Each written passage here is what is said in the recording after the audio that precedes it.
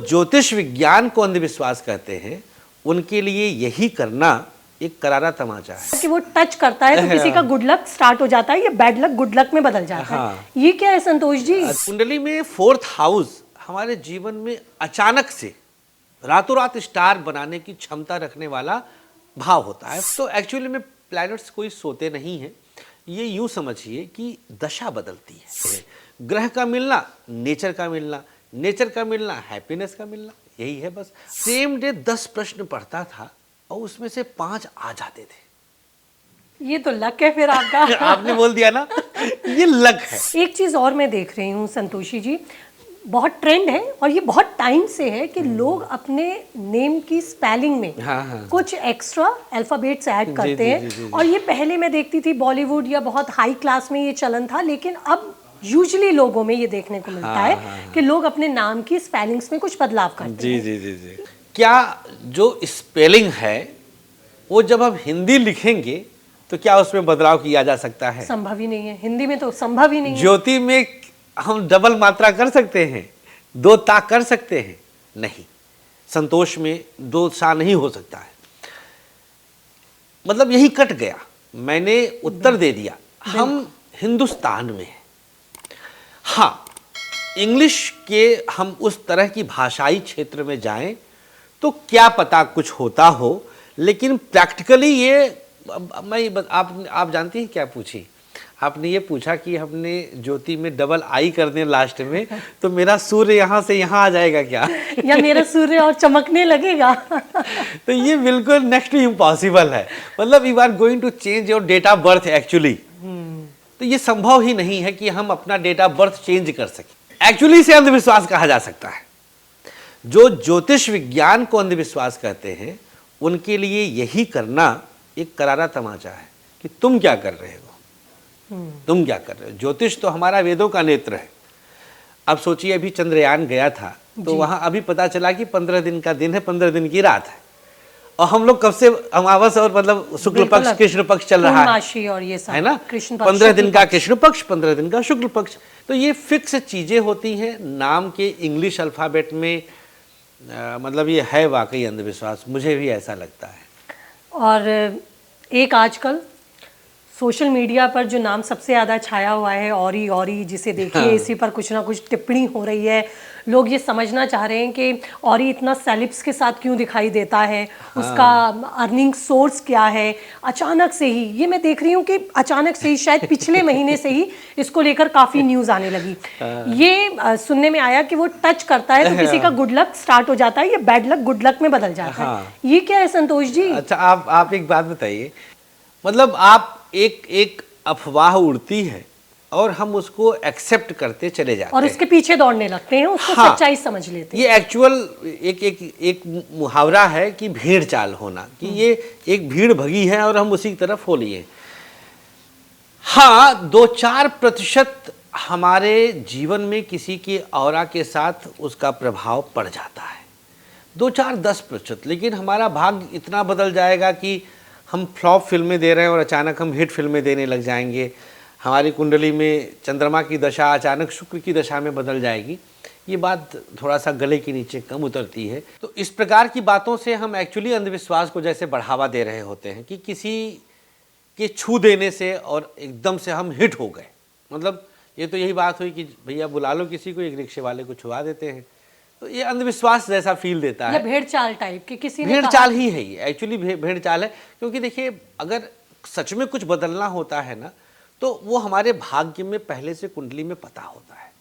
ऐसा नहीं रहा कि बहुत शून्य से कोई एकदम से बिजनेस टाइकून नहीं बना है, उसके भाग्य में था, है तो हुआ। तो ये भी क्या कुछ प्लैनेट है कि अचानक से नाम इतना चमक गया, अचानक से औरी का नाम लाइमलाइट में आ गया? बिल्कुल। ये औरी से ही मैं एक और जोड़ता हूँ, जिसका रानू मंडल जी करके नाम था, अचानक वो गाते गाते और बिल्कुल रातों रात स्टार बन गई थी। ये होता है। या एल्विश यादव को ले लीजिए, अभी जो बिग बॉस विनर था, हमारे यूथ बहुत एडमायर करते हैं। इनफैक्ट मेरा बेटा उसका बहुत बड़ा फैन है। बिल्कुल बच्चे बहुत फॉलो करते हैं। जी। तो अब ये इनके जन्मांक में होता है। मैं अब यहाँ पे थोड़ा सा ग्रहों को लाना चाहूँगा, क्योंकि मेरी पहचान ज्योतिषी के रूप में ही है। कुंडली में 4th हाउस हमारे जीवन में अचानक से रातों रात स्टार बनाने की क्षमता रखने वाला भाव होता है 4th हाउस। उसका स्वामी अगर कभी किसी की कुंडली में अष्टम और द्वितीय से संबंध बनाता है तो ऐसा व्यक्ति जीवन में रातों रात स्टार बन सकता है। ये क्षमता उसकी कुंडली में है। औरी क्या बोला? औरी जी औरी की कुंडली में है कि वो किसी के साथ इस तरह से रातों रात अपने आप को हाइट पे लेके आ गया। तो सलमान तो ऑलरेडी सलमान ही है, बहुत बड़े स्टार है ना। तो अब उनके साथ कोई भी खड़ा होगा स्टार तो वो बन रहा है।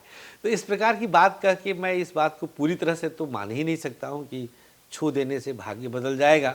हाँ, लेकिन ऐसे स्टार्स होंगे जरूर जो उसे रातों रात स्टार उसे स्टार बना दिए, उसे स्टार बना दिए। बिल्कुल। तो क्या ऐसा भी होता है किसी की कुंडली में जो कनेक्शन आपने ग्रहों का बताया वो है, लेकिन वो सो रहा है, मौजूद है लेकिन कुंडली में, उसके लिए कोई एक ऐसी टिप्स कि वो हम करें और कोई कोई रातों रात स्टार बन जाए? देखिए, क्या ऐसा भी कुछ होता है? बिल्कुल ज्योति जी, देखिए जब ग्रहों को जागना होता है ना तो वो जाग जाते हैं। किसी करंट की जरूरत नहीं होती। नहीं, किसी करंट की जरूरत नहीं। वो तो हमें करंट देते हैं, हम उन्हें क्या करंट देंगे। वो तो मतलब ऑल माइटी हैं। ग्रह क्या है? ग्रह भगवान है, वो परम सत्ता है। उसे आप अल्लाह से भी जोड़ देते हैं, जीसस से भी जोड़ देते हैं, गुरु नानक से भी जोड़ देते हैं, और भगवान तो हम मानते ही हैं। भगवान मानते हैं। तो हाँ, देव कहते हैं, शनि देव बोलते हैं, तो बृहस्पति देव। हाँ, ये हमारा सम्मान है। एक्चुअली क्या है, मुझे यूथ बहुत ज़्यादा इसीलिए प्यार करता है। मैं आपको तभी आप उनके एस्ट्रो फ्रेंड भी हैं। हाँ, वो तो फिर उन्हीं से जुड़ा एक सवाल बीच में ही जोड़ देती हूँ। क्यों माँ कहती है कि मंगल और वीरवार या शनिवार यानी कि Tuesday, Thursday and Saturday drink नहीं करो, नॉनवेज नहीं खाओ? इसका भी मैं इससे भी कुछ आपके ग्रह नाराज होते हैं? बिल्कुल बिल्कुल, मैं इससे भी जोड़ूंगा। तो एक्चुअली में प्लैनेट्स कोई सोते नहीं हैं। ये यूँ समझिए कि दशा बदलती है। जैसे हमारे जीवन में 120 वर्ष की दशा कुंडली दिखाती है। जैसे मान लीजिए वर्तमान समय में किसी की चंद्रमा की दशा चल रही हो तो बाकी प्लैनेट्स एक्चुअली सो रहे हैं। दशा चल रही है मतलब एक जगह है, तो हम एक बार में एक ग्रह की दशा भोगते हैं, ये फिक्स है। मतलब ये चेंज नहीं होता है। तो बाकी वो सुषुप्तावस्था में है। तो जैसे 35 साल तक कोई स्ट्रगलर है, 36वें साल में बिजनेस टाइकून बन गया। हम लोग 20-25 साल पहले अडानी को कहाँ जानते थे? लेकिन आज का जो यूथ है तो वो दशा बहुत शॉर्ट बदले। टेम्पर्ड है। हाँ। उसको तो तुरंत सक्सेस चाहिए, उसको तुरंत रिजल्ट चाहिए, क्योंकि वो सोशल मीडिया को फॉलो करता है। एक फिंगर टच से ही वो दूसरा उसको रिजल्ट मिल जाता है। हाँ। तो क्या इसके लिए कुछ ऐसे ग्रह या कुछ आपके ऐसे रेमेडीज जो उनको रातों रात स्टार बना दें या रातों रात सक्सेस दिला दें? बिल्कुल ज्योति जी, इसके लिए मैं ये बोलूँगा कि हम आज एडमिशन लें, आज ही हम क्या एग्ज़ाम दे सकते हैं सालाना? नहीं दे सकते, फिक्स है चीज़ें। कोई ऐसी रेमेडी मैं बताकर यूथ को मैं गुमराह नहीं करना चाहते। बिल्कुल, बहुत बढ़िया। ये देखिए, यूथ को मतलब वो हाँ, वो उसको सेशन भर पढ़ना है, देन उसे एग्जाम देना है, देन रिजल्ट आएगा। अब जो रिजल्ट आएगा, दिस इज डेस्टिनी। भाग्य क्या है? देखिए, मैं आपको अपनी बात बताता हूँ। मैं जब संस्कृत से, मैं वैसे साइंस के स्कॉलर था, मैं संस्कृत से फिर मैं ग्रेजुएशन किया ज्योतिष के क्षेत्र में आने के आसपास में। तो मैं सेम डे 10 प्रश्न पढ़ता था और उसमें से 5 आ जाते थे। ये तो लक है फिर आपका। आपने बोल दिया ना, ये लक है। ये लक तो ये भाग्य होता है। इसीलिए संस्कृत में एक सूक्ति है, भाग्यम फलति सर्वत्र। भाग्य हर जगह वही फलता है। इतनी बड़ी सी किताब, इतनी मोटी सी किताब में से 10 प्रश्न वो आना जो हम पढ़े हो, वही भाग्य है, वही किस्मत है। वही ना आना बैड लक है। कि तो, हमने 10 या 20 करे और उस 20 में से ही एक भी नहीं आया। अब बैड लक रह जाएगा। यहाँ यूथ जब फंस जाता है ना, तो वो बेचारा ठगा जाता है कि अब हम एक बार फेल हो गए तो अब हम फेल ही रहेंगे। हो सकता है अभी तुरंत हमारी दशा बदल रही हो, वो तो प्रेडिक्ट कर नहीं सकता। मतलब मेहनत करना नहीं छोड़ना है। एग्जैक्टली, क्योंकि दूसरा तीसरा अटेम्प्ट हमारा टॉप करने वाला हो सकता है। बिल्कुल। तो हमें हमेशा एक सेकंड अटेम्प्ट के लिए तैयार रहना चाहिए, जिससे हम अपने जीवन में उस प्रोग्रेस के द्वारा वो चीज़ अचीव कर सकें। संतोषी जी, जिस तरह के माहौल से हम लोग आते हैं, हमने हमेशा ये देखा है कि मैरिज को लेकर हमारे जी। जो बड़े बुजुर्ग होते हैं उनका ये कहना होता है कि ये 7 जन्मों का रिश्ता है।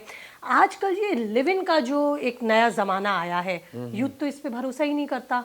क्या ग्रह नक्षत्र, क्या फेरे लेना, वो भी लोग भी तो इतने अच्छे से रहते हैं, तो क्या मतलब शादीशुदा जिंदगी अच्छी जीने के लिए फेरे लेना, कुंडलियां मिलाना, ये कहाँ तक सही है? देखिए, हम इस बात को अगर बहुत गहराई से देखें तो अब हमें इसको कानून के दायरे में रख के देखना पड़ेगा।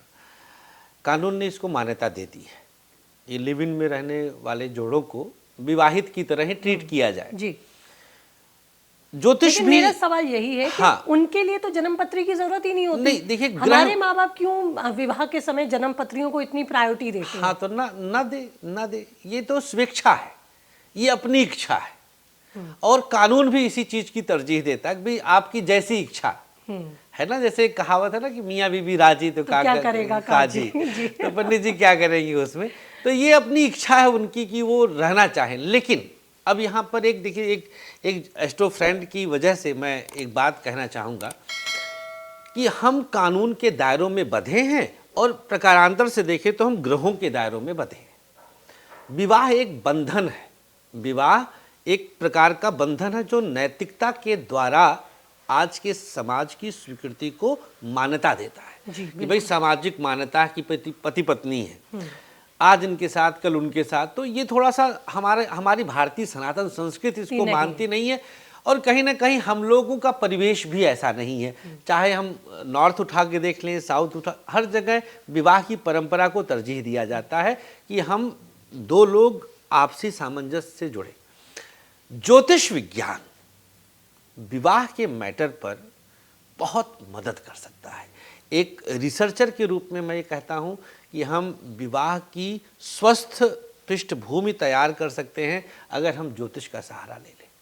एक सफल विवाह को आमंत्रित कर सकते बिल्कुल हैं या कर एक सकते हैं। विवाहित जीवन को सफलता की ओर दो राय, अग्रसर कर सकते हैं। दो मत नहीं ज्योतिष जी, दो मत नहीं।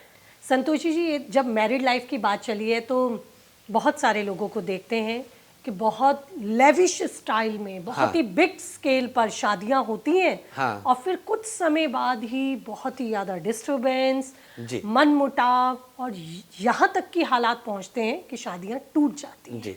इसके लिए क्या जिम्मेदार है? देखिए, शादियां टूटने के लिए वही मैं अभी आपको बोला कि ज्योतिष के द्वारा हम एक सफल वैवाहिक जीवन की पृष्ठभूमि तैयार कर सकते हैं।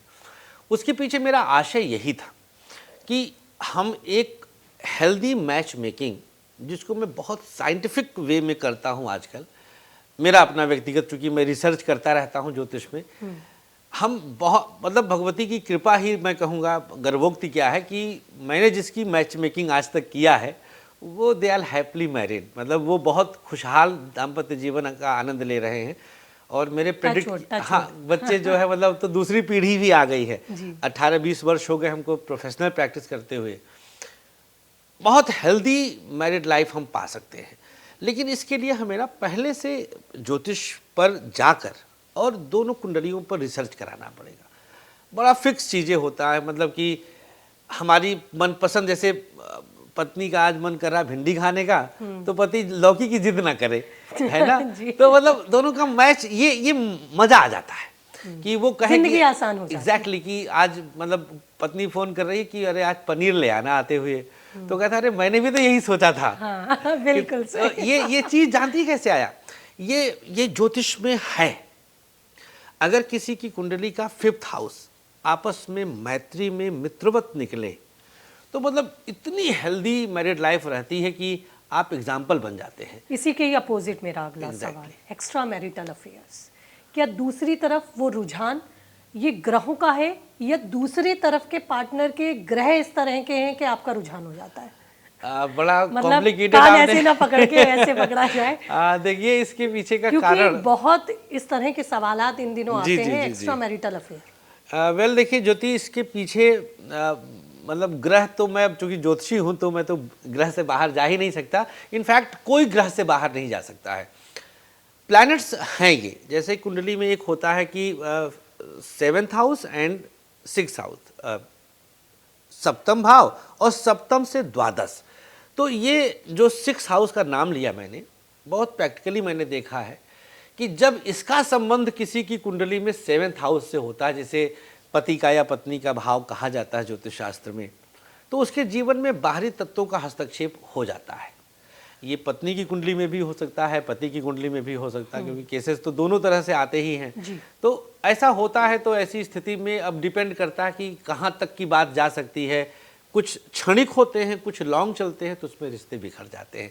बट ये चीज़ें हैं फिक्स। पति पत्नी से आगे बढ़ूं जी, तो सास ससुर, घर के और सदस्य, कई बार हम देखते हैं बहुओं को घर में बहुत सम्मान मिलता है।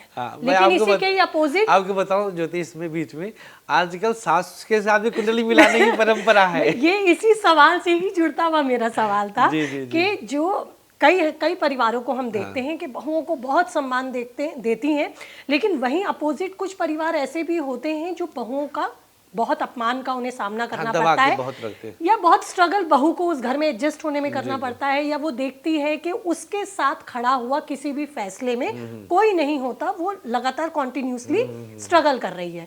तो इसके लिए क्या पति के साथ साथ परिवार वालों के साथ भी कुंडली मैच करने की जरूरत है, खासकर सास के लिए? जी जी, ऐसे केसेस तो मेरे पास ज्योति आजकल आने लग गए हैं कि सास की कुंडली अगर उपलब्ध होती है तो लोग मांग करते हैं कि भाई देख लें। अच्छा, मतलब ये चीज है डिमांड में? ये आ गया है, मतलब लोग अब इस पर अवेयर हैं। अब उनको लगता है कि बहू का सास के साथ, अगर सास है तो पटना चाहिए। ये अच्छी बात है। हमारे परिवारों में देखिए एक मोरल शब्द आता है, एक जो नैतिकता है उसका बहुत बड़ा रोल होता है। बहू तब है जब सास है। सास के लिए ही तो बहू है। बिल्कुल बिल्कुल। देवर के लिए थोड़ी ना बहू है, बिल्कुल। जेठानी के लिए बहू थोड़ी ना है। तो बहू शब्द ही सास से डायरेक्ट कनेक्टेड है, हम उसको बाहर नहीं कर सकते। कुंडली का 10th हाउस पति की माँ का होता है, और कुंडली इस विषय पर बहुत सटीक प्रेडिक्शन करती है कि एक स्त्री के जीवन में किस प्रकार की सास होगी। पहले उदाहरण दिया जाता था, ललिता पवार करके एक रोल हुआ करता था, वो मंथरा का रोल जिन्होंने किया इस प्रकार की आप सास। ये तो छोड़िए, तो बहुत पुरानी बात है। आप इंस्टा उठाइए, फेसबुक उठाइए, मोस्टली हिट रील्स आपको इसी टॉपिक में मिलेंगी, सास बहू पे ना, कि बहुएं या जो फीमेल्स हैं या मेल्स हैं वो इसी टॉपिक पे सबसे ज्यादा बोल रहे हैं। हाँ, ये बड़ा रोल होता है बहुओं का सास के साथ। तो इसके लिए कौन से ग्रह, और इस पे तो मैं पक्का आपसे रेमेडीज जरूर लेना चाहूंगी जो बहुएं भी कर लें और सासें भी कर लें, कि घर का जो माहौल है बहुत सुखमय रहे। हाँ जरूर, देखिए इसके पीछे कुछ किया जा सकता है। अब तुरंत वाला कुछ, तुरंत वाला भाग तो सकते नहीं है। देखिए इसके पीछे शुक्र बहुत बलवान होना चाहिए कुंडली का। जिस स्त्री के जन्मांक में शुक्र बलवान होता है उसको बहुत प्यारी और समर्पित सास मिलती है। मतलब इस टाइप की सास मिलेगी कि अच्छा बेटा तुम सो रही हो, अच्छा चाय मैं लेके आती हूँ, तुम चिंता मत करो। मतलब ये देखो एक सपना है, ये तो सपना है। क्योंकि आप भी बहू के रोल में होंगी तो जरूर आप भी सपना देखेंगी। ये होता है, ये भारतीय हमारा समझते हैं कि एक्सपेक्टेशंस बहुओं से बहुत ज्यादा होती हैं। जी जी जी। उसमें मैं चाहे खुद को रखूं या बाकी सब बहुओं को रखूं, हमारा ये भारतीय परिवेश ही ऐसा है जहाँ बहुओं से बहुत ज्यादा उम्मीद होती है। तो इसमें शुक्र को अगर हम बल दे दें तो ऐसे में मैं जो ज्योतिष के उपायों में बताता हूँ, रेमेडीज में बताता हूँ, अब ध्यान से सुनिएगा, बिल्कुल कुछ जादूगरी निकलने वाला है पिटारे से। बहुत छोटा सा एक प्रयोग मैं दे देता हूँ। वैसे मैंने सोचा था कि आपके साथ चैट शो में मैं नहीं बताने वाला हूँ, लेकिन ये टॉपिक ऐसा है जिस पर हमें कुछ आपसे लेना पड़ेगा। अब माताओं बहनों का ख्याल तो करना ही है। शुक्रवार के दिन व्रत शुरू कर दीजिए, और हर शुक्रवार संतोषी माता का व्रत करिए। और उस दिन अगर संभव है आसपास शिवालय है तो शंकर जी के मंदिर जाके उस पर शहद चढ़ाएं। तो इससे सास बहू के बीच स्नेह बढ़ेगा, और बहू थोड़ा सा वो शांत हो जाएगी, और थोड़ा सा सासू माँ भी शांत हो जाएगी। इसको हम इस तरह से कह सकते हैं कि जो परिवार का माहौल है वो सुखद हो जाएगा, एक दूसरे के लिए काफी समर्पित हो जाएगा, एक दूसरे के प्रति सम्मान बढ़ जाएगा। हम इसको इस तरीके से भी देख सकते हैं, जरूर जोड़ा जा सकता है। और शुक्र अगर बलवान हो गया इस रेमेडी से 10 से 20% उपाय असर करते हैं, तो ऐसी स्थिति में आप निश्चिंत हो जाइए, परिवार में खुशहाली जरूर आ जाएगी। कुछ महिलाओं को बहुत शिकायत रहती है हस्बैंड से कि वो समय नहीं दे रहे। जो समय देते हैं, समय देने के बावजूद भी उनकी पटरी नहीं खाती है, या वो सम्मान जो वो उम्मीद करती हैं वो दूसरे पक्ष से नहीं मिल पाता। इसके लिए क्या जिम्मेदार है? देखिए, सम्मान देना और सम्मान पाना दोनों में बहुत अंतर है। हमारे हाथ में जो है वो है देना, पाना अपने जोर में नहीं है। बिल्कुल प्लैनेट्स के आधार पर ही हमारे पति का स्वभाव हमें मिलता है, पत्नी का स्वभाव हमें मिलता है। तो सप्तमेश ये दोनों की के लिए ही मैं कहना चाह ये रही दोनों हूँ। के लिए, पति पत्नी एग्जैक्टली दोनों के लिए है। तो उनके प्लैनेट्स आपस में कितने, इसी को ग्रह मैत्री कहते हैं, दोनों ग्रह कितना मिलते हैं। ग्रह का मिलना, नेचर का मिलना, नेचर का मिलना, हैप्पीनेस का मिलना, यही है बस, खेल यही है। अब इसमें अगर थोड़ा बहुत अंतर आता है, जो कि हम लोग कुंडली देख करके डिग्री वाइज उसको रीड करके फिर रेमेडीज रिकमेंड कर सकते हैं, वहाँ पर रेमेडी हेल्प कर देती है। एक चीज मैं और आपसे पूछना चाहूंगी, ब्लैक मैजिक को लेकर बहुत सारे लोगों के सवाल होते हैं। इंस्टाग्राम भरा पड़ा रहता है, इंस्टाग्राम भरा पड़ा ये रहता नींबू है। मिर्च टांग दीजिए, हाँ, ये हो ये जाएगा। नींबू मिर्च टांग दीजिए, किसी ने कुछ कर दिया होगा, फिट करी, और ये सब ये तमाम चीजें। मुझसे भी बहुत लोग पूछते हैं कि वशीकरण कैसे हो सकता है। अब मैं तो इनफैक्ट यहाँ तक देखा हूँ कि सबसे ज्यादा ये ट्रेंडिंग वर्ड होती है है ये चीजें, मैं ये Trending word समझना है। चाहती हूँ। मेरे जहन में जो सवाल है वो ये है कि ये सच है, ब्लैक मैजिक, ये सब चीजें देखिए, अस्तित्व में है या सिर्फ एक हवा है ये भी? देखिए, तंत्र शब्द शास्त्रोक्त है, हमारे शास्त्रों में तंत्र शब्द आता है।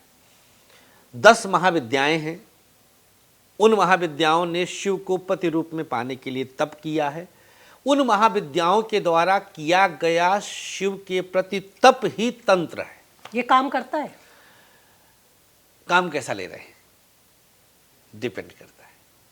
अब लेकिन इस शब्द का इस्तेमाल तो नेगेटिविटी के तौर पर ही किया जाता है, कभी पॉजिटिविटी के लिए तो नहीं, मेरे जरूरी सवाल नहीं है, में तो जरूरी ये- नहीं है ज्योति। अब हम आग से किसी का घर फूंक दें या हवन कर लें, तंत्र अपना काम कर रहा है। इट्स वी, हम हैं कि कैसे उससे ले रहे हैं, कैसे उसका इस्तेमाल करते हैं। एग्जैक्टली एक हथियार है आतंकवादी निर्जीवों को, जो अब जो है हमारे जो निरपराधी हैं, जो आम जनता है उनको मारने में करते हैं। सैनिक हमारे हैं वो अपराधियों को मारने में करते हैं, पुलिस व्यवस्था इसीलिए है। तो ये हमारी सोच है, हमारे प्लैनेट डिसाइड करते हैं कि हम क्या सोचेंगे। अब आप सोचिए, अपराधी को मैं कहता हूँ कि अखबार में आप पत्रकार रही हैं, एक अपराधी है वो 10वीं बार सेम अपराध के लिए पकड़ा जाता है, जमानत पे बाहर आया, फिर पॉकेटमारी किया, फिर अंदर जा रहा है। What is this? उसके प्लैनेट फिक्स कर दिए कि अब तू यही करेगा। तो ये प्लैनेट्स फिक्स कर चुके हैं। रामचरितमानस की पंक्ति है कि वही है वही जो राम रचि राखा। हम सबके आराध्य, चूंकि मैं अवधवासी हूँ, तो हमारे सबके आराध्य भगवान श्री राम के जो कथाओं में आता है कि राम ने, भगवान ने, भाग्य ने, नाम चेंज कर दीजिए, फिक्स कर दिया है, मतलब ये होगा, हम नहीं बदल सकते। मतलब आप सोचो कि क्या हम अपने माता पिता बदल सकते हैं? नहीं माता बदल पिता आपने बोले, मैं इसी से ही जुड़ा नेक्स्ट सवाल जल्दी से आपसे लूंगी। पेरेंटिंग जो आजकल सबसे ज़्यादा टफ मानी जा रही है, माएँ भी स्ट्रगल कर रही हैं बच्चों की पढ़ाई को लेकर, उनके व्यवहार को लेकर, इसके लिए कौन से प्लैनेट जिम्मेदार है और इस पर मैं आपसे रेमेडीज लूंगी। तो बहुत सारे सवाल हैं जिनके जवाब मुझे संतोष जी से लेने हैं, लेकिन इस बीच अगर आपको ये बातचीत हमारी अच्छी लग रही है तो आप चैनल को सब्सक्राइब करना नहीं भूलिए। आप बातचीत के पार्ट्स को आगे फॉरवर्ड भी कर सकते हैं, चैनल को लाइक भी कर सकते हैं।